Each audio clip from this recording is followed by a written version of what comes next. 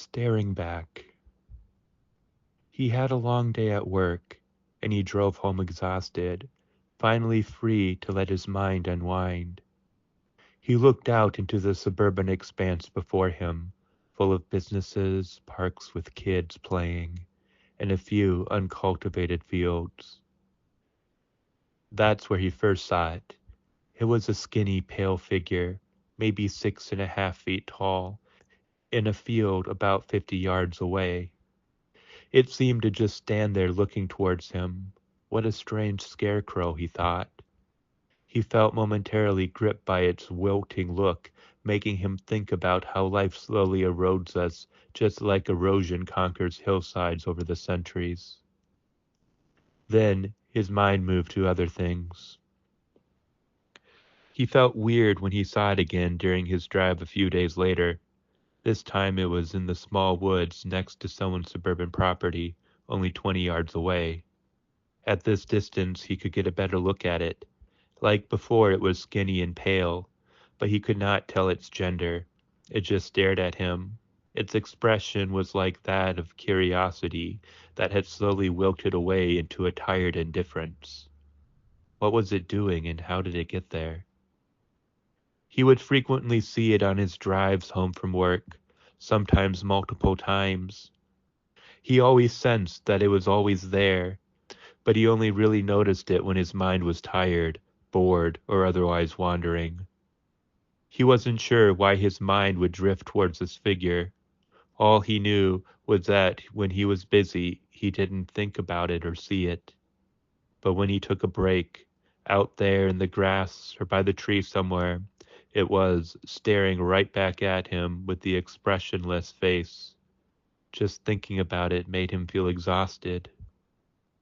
He didn't tell his friends or family about it for fear that they would think he was crazy. Deep down, he couldn't shake his own fear that he was going crazy, and he assumed if he told others, they would write him off as such. He even felt too ashamed to think about it and would do all he could to remove it from his mind. One Saturday, he felt it all day.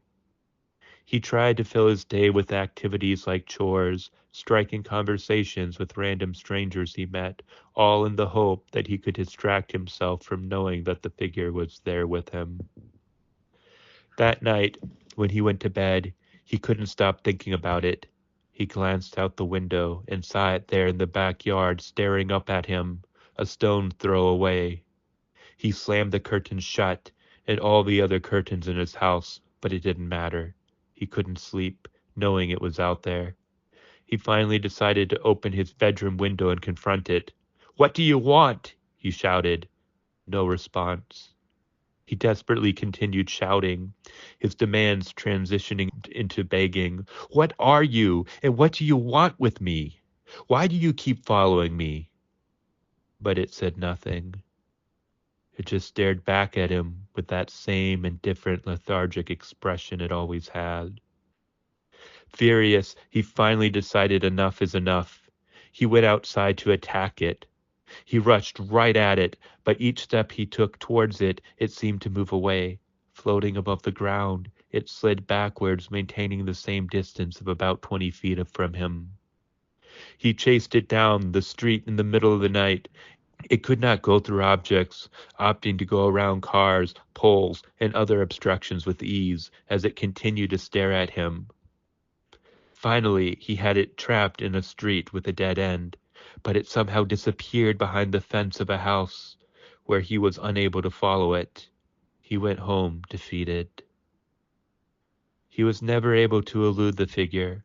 As he tried to live his life, some days he saw it only once, others multiple times. He couldn't avoid thinking about it.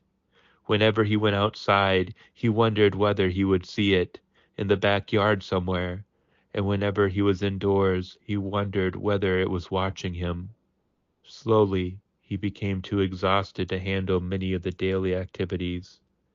He stopped wanting to see his friends and family, only the bare minimum at work. Others told him he looked tired and indifferent. And one day, he looked in the mirror only to realize Other than several wrinkles from stress, his exhausted face looked just like that of the figure.